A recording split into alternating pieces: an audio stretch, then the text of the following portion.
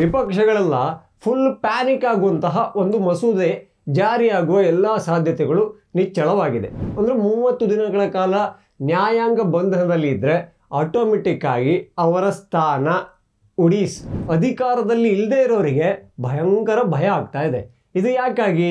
ಕುಂಬಳಕಾಯಿ ಕಳ್ಳ ಅಂದರೆ ನೀವು ಮುಟ್ಟಿ ನೋಡ್ಕೋಬೇಡಿ, ಯಾಕೆಂದರೆ ನೀವು ಕದ್ದಲ್ಲಿ ಮಾತ್ರ ಅದರದ್ದು ಬೂದಿ ಬಳ್ದಿರುತ್ತಾ ಅಂತ ನೋಡ್ಕೋಬೇಕು. ಮೋದಿಯವರ ಇದೊಂದು ಮಸೂದೆಗೆ ನೀವು ಏನು ಹೇಳಬೇಕು? ಸ್ವಾಗತಂ ಕೃಷ್ಣ, ಈ ಹಾಡನ್ನ ಹೇಳಬೇಕು, ಸ್ವಾಗತ ಕೋರಬೇಕು. ರಾಷ್ಟ್ರ ರಾಜಧಾನಿ ಡೆಲ್ಲಿಯ CM ಆಗಿ ಜೈಲಿಂದ ಅಧಿಕಾರವನ್ನು ಮಾಡ್ತಾರೆ. ಇಂಥದಕ್ಕೆಲ್ಲ ಬ್ರೇಕ್ ಹಾಕೋದು ಬೇಡವಾ? ಮೂಗ್ದಾರ ಇಳಿಯೋದು ಬೇಡವಾ? ಇಂಥದ್ದೆಲ್ಲ ನಿರ್ಧಾರಗಳನ್ನು ತಗೊಳ್ಳೋಕ್ಕೆ ಡಬಲ್ ಮೀಟ್ರು ಅಂತಾರಲ್ಲ, ಅದು ಬೇಕೇ ಬೇಕಾಗುತ್ತೆ. ಜೈ ಶ್ರೀರಾಮ್. ನಾನು ಅಜಿತ್ ಬೊಪ್ನಳ್ಳಿ. ನಮ್ಮ ಕರ್ನಾಟಕದ ಗ್ಯಾರಂಟಿ ಸರ್ಕಾರ ಇದೆಯಲ್ಲ, ಅದೇ ಕಾಂಗ್ರೆಸ್ ಸರ್ಕಾರ, ಅವ್ರದ್ದೊಂದು ವಿಶೇಷವಾದ ಒಂದು ಡೈಲಾಗ್ ಇದೆ, ನುಡಿದಂತೆ ನಡೆಯುವ ಸರ್ಕಾರ ಅಂತ ಎಲ್ಲ ಕಡೆ ಪ್ರಚಾರವನ್ನು ತಗೋತಾರೆ. ಆದರೆ ಕೇಂದ್ರದಲ್ಲಿ ಮೋದಿ ಸರ್ಕಾರ ಇದೆಯಲ್ಲ, ಅವರು ಈ ವಿಪಕ್ಷಗಳಿಗೆ, ಬೇರೆ ಬೇರೆ ಪಕ್ಷಗಳಿಗೆಲ್ಲ ಎಂಥ ತಲೆನೋವು ತಂದಿದ್ದಾರೆ ಅಂದರೆ, ಏನು ನುಡಿತಾರೋ ಏನು ನಡೀತಾರೋ ಅನ್ನೋದು ಅವರಿಗೆ ಆತಂಕವನ್ನು ತಂದಿದ್ದಾರೆ. ಈಗ ವಿಪಕ್ಷಗಳೆಲ್ಲ ಫುಲ್ ಪ್ಯಾನಿಕ್ ಆಗುವಂತಹ ಒಂದು ಮಸೂದೆ ಜಾರಿಯಾಗುವ ಎಲ್ಲ ಸಾಧ್ಯತೆಗಳು ನಿಚ್ಚಳವಾಗಿದೆ. ಏನಪ್ಪ ಅಂತ ಕೇಳಿದ್ರೆ, ಈಗ ಒಂದು ಗಂಭೀರವಾದ ಅಪರಾಧದಲ್ಲಿ CM ಹೆಸರಾಗಿರ್ಬೋದು, ಮಂತ್ರಿ ಹೆಸರಾಗಿರ್ಬೋದು, ಅಥವಾ ಈ ಪ್ರಧಾನಮಂತ್ರಿ ಹೆಸರೇ ಬಂದಿರಬಹುದು. ಅಂದರೆ 30 ದಿನಗಳ ಕಾಲ ನ್ಯಾಯಾಂಗ ಬಂಧನದಲ್ಲಿ ಇದ್ದರೆ ಆಟೋಮೆಟಿಕ್ ಆಗಿ ಅವರ ಸ್ಥಾನ ಉಡೀಸ್ ಹೊಗೆ ಆಗುತ್ತೆ. ಇಂಥದ್ದೊಂದು ಮಸೂದೆಯನ್ನು ಮೋದಿ ಸರ್ಕಾರ ತರೋದಕ್ಕೆ ರೆಡಿಯಾಗಿದೆ. ಇದನ್ನು ಕೇಳಿ ಈ ಅಧಿಕಾರದಲ್ಲಿ ಇರೋರು, ಅಂದರೆ ನರೇಂದ್ರ ಮೋದಿಯವರು ಹೆದರಬೇಕಿತ್ತು, ಯಾಕೆಂದರೆ ಅವರು ಪ್ರಧಾನಮಂತ್ರಿ. ಹಾಗೆ ಸಾಕಷ್ಟು ರಾಜ್ಯಗಳಲ್ಲಿ BJPಯ ಮುಖ್ಯಮಂತ್ರಿಗಳಿದ್ದಾರೆ, ಅವರು ಹೆದರಬೇಕಿತ್ತು. ಆದರೆ ಅವರು ಯಾರಿಗೂ ಹೆದರಿಕೆ ಆಗ್ತಾ ಇಲ್ಲ. ಅಧಿಕಾರದಲ್ಲಿ ಇಲ್ಲದೆ ಇರೋರಿಗೆ ಭಯಂಕರ ಭಯ ಆಗ್ತಾ ಇದೆ. ಇದು ಯಾಕಾಗಿ ಅನ್ನೋ ಪ್ರಶ್ನೆ ಒಂದು ನಮ್ಮಲ್ಲಿ ಕಾಡುತ್ತೆ. ಉತ್ತರವನ್ನು ಭಯಪಟ್ಟವರೇ ಕೊಡಬೇಕಲ್ಲ. ಈಗ ಭಯ ಪಡದೇ ಇರೋರು, ಅಂದರೆ ಮೋದಿಜಿಯವರ ಸರ್ಕಾರದಲ್ಲಿ ಈ ಮಸೂದೆಗೆ ಜಯ ಹೇ ಅಂತಿರೋರು ಯಾಕಾಗಿ ಇದನ್ನು ಸಪೋರ್ಟ್ ಮಾಡ್ತಾ ಇದ್ದಾರೆ ಅಂತ ಕೇಳಿದ್ರೆ, ಹಾಗೂ ಇದನ್ನು ಜನ ಯಾಕೆ ಸ್ವೀಕಾರ ಮಾಡಿದ್ದಾರೆ ಅಂತ ಕೇಳಿದ್ರೆ, ಅವನು CM ಆಗಿರ್ಬೋದು, PM ಆಗಿರ್ಬೋದು, ಕಾನೂನಿನ ಮುಂದೆ ಎಲ್ಲರೂ ಒಂದೇ ಅನ್ನೋದನ್ನು ಬಾಯಲ್ಲಿ ಹೇಳೋದಲ್ಲ. ಇಂಥದ್ದೊಂದು ಕಾಯ್ದೆ ಬಂದರೆ ಅದು ಹೇಳದಂತೆಯೇ, ಅಂದರೆ ನುಡಿದಂತೆ ನಡೆಯುವ ಸರ್ಕಾರವಾಗುತ್ತೆ ಅನ್ನೋದಕ್ಕೆ ಎಲ್ಲರೂ ಜೈ ಅಂತಿದ್ದಾರೆ. ನಾನು ಕೇಳೋದು, ಈಗ ಹೆದರ್ತಾ ಇದ್ದಾರಲ್ಲ ವಿಪಕ್ಷದವರು, ವಿಶೇಷವಾಗಿ ಕಾಂಗ್ರೆಸ್ ಅವರು, ಇರೋದು 3 ಮತ್ತೊಂದು ರಾಜ್ಯದಲ್ಲಿ. ಆ ರಾಜ್ಯದಲ್ಲಿ ಇರೋ CMಗಳ ಮೇಲೆ ಕೂಡ ಒಂದು ಭ್ರಷ್ಟಾಚಾರದ ಆರೋಪಗಳಿದ್ದಾವೆ, ಆದರೆ ಬಂಧನ ಆಗಿಲ್ಲ. ಒಂದು ವೇಳೆ ಬಂಧನ ಆಗಿದ್ದಲ್ಲಿ, ಗಂಭೀರ ಆರೋಪಗಳು ಇದ್ದಲ್ಲಿ, ಅವರ 31ನೇ ದಿವಸಕ್ಕೆ, ಅಂದರೆ 30 ದಿವಸ ನ್ಯಾಯಾಂಗ ಬಂಧನದಲ್ಲಿದ್ದರೆ 31ನೇ ದಿವಸಕ್ಕೆ ಅವರ ಮುಖ್ಯಮಂತ್ರಿ ಸ್ಥಾನ ಎಗರಿ ಹಾರಿ ಹೋಗುತ್ತೆ. ಇಂಥದ್ದೊಂದು ಬಿಲ್ ಭಾರತ ಸ್ವಾಗತ ಮಾಡಬೇಕಾ ಬೇಡವಾ? ಖಂಡಿತ ಮಾಡಬೇಕು.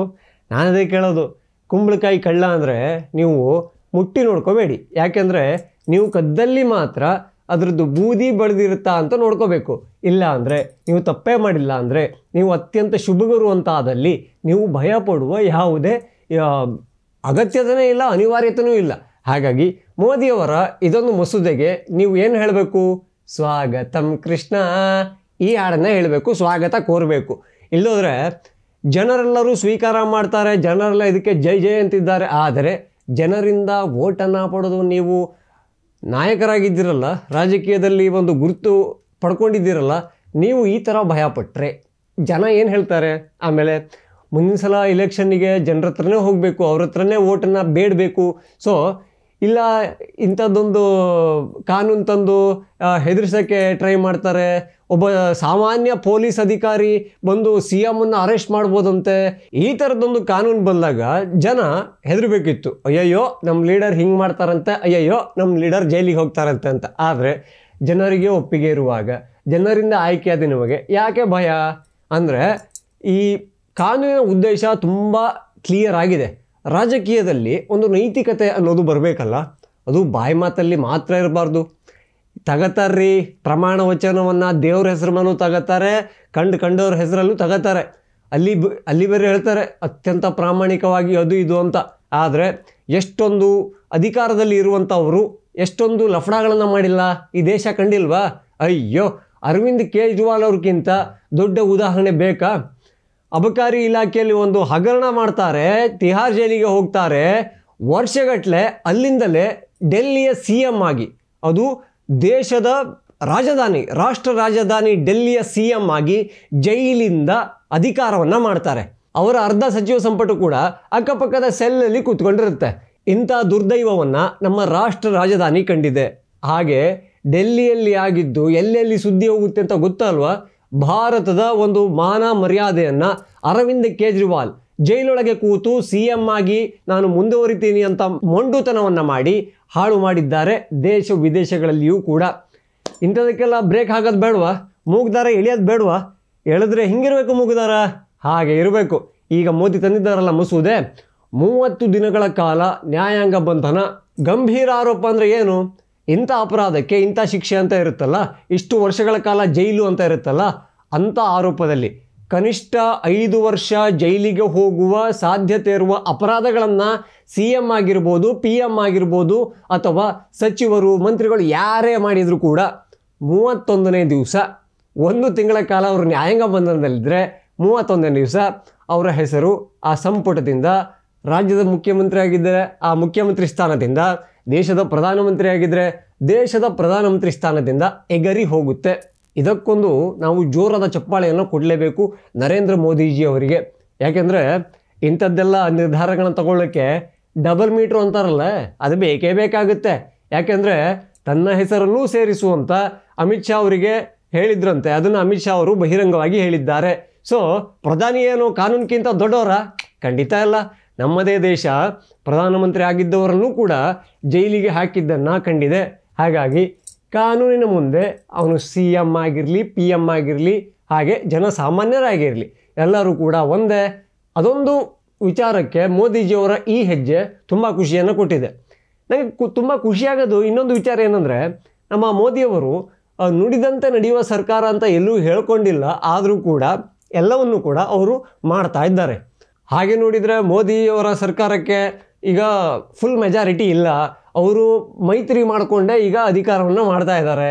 ಆದರೆ ಎಲ್ಲರೂ ಅಂದ್ಕೊಂಡಿದ್ರು ಈ ಅವಧಿಯಲ್ಲಿ ಮೋದಿಯವರಿಗೆ ಕೆಲವೊಂದು ನಿರ್ಧಾರಗಳನ್ನು ತಗೊಳ್ಳೋದು ಕಷ್ಟ ಆಗಬಹುದು. ಯಾಕೆಂದರೆ BJPಗೆ ಪೂರ್ತಿಯಾಗಿ ಮೆಜಾರಿಟಿ ಸಿಕ್ಕಿಲ್ಲ.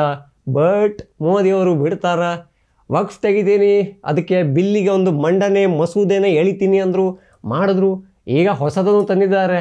ಆದರೆ ಈ ಬಿಲ್ಲಿಗೆ ವಿಪಕ್ಷಗಳು ಯಾಕೆ ಪ್ಯಾನಿಕ್ ಆಗಿದ್ದಾವೆ ಅನ್ನೋದು ಅರ್ಥ ಆಗ್ತಾ ಇಲ್ಲ. ಆವಾಗಲೇ ಹೇಳಿದಂಗೆ ಇರೋದು 3 ಮತ್ತೊಂದು ರಾಜ್ಯದಲ್ಲಿ ನಿಮ್ಮ ಅಧಿಕಾರ ಜಾಸ್ತಿ ಇರೋದೇ BJP, ಮೋದಿ ಅವರ ಟೀಮ್ ಅಂತ ಹೇಳ್ಬೋದು.